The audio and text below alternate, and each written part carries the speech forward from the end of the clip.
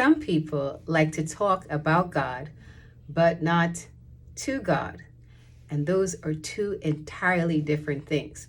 Now, you might be a preacher, a minister, a Christian, regular Christian, or not a Christian at all, but you generally like to talk about God. You might even like to debate about God. On your work, in school, wherever you go, you are very free to talk about God. But you might not necessarily like to talk to Him. Now, what's the difference? So I might like talking about you. I might know where you live. I might know your favorite food. I might know some really interesting things about you. And I'm talking to everyone that I see about you, but I don't talk to you. Now, why would I do that? The reason why you'd like to talk about God, but not to God, is because you're afraid to talk.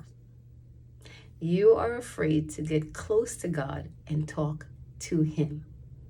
Now, the word does say that God is a consuming fire, and no one can see the face of God and live. And so when you talk to God, you become face to face. And the truth is that when you come face to face with God, you can't live. Something in you must die. And the thing that must die is the darkness. And darkness doesn't necessarily like to face light or truth, both of which God is. And so some of you might enjoy talking about God, but oh my God, to get close up, to get personal, to really share your heart with God, not that quarrelsome tone, but to really talk to God and let God talk back to you is an entirely different experience that your fears and your darkness might not want. And so you might be going around, you might be very evangelical. You might be evangelizing all over the place, talking about God. But in your private time, you're not talking to Him. And so this is a challenge for you to break that cycle of rejecting vulnerable, exposing dialogue with God. Because there's some changes that some of us need to make, and it will not happen out of the context of that conversation.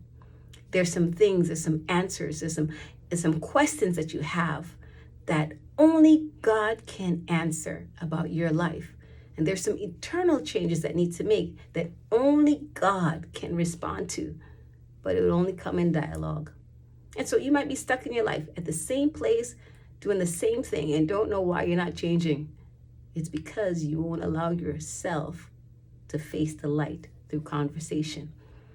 So instead of backing up this year, this moment, this time, I'm going to challenge you. Stop running away from conversation and begin to talk to God.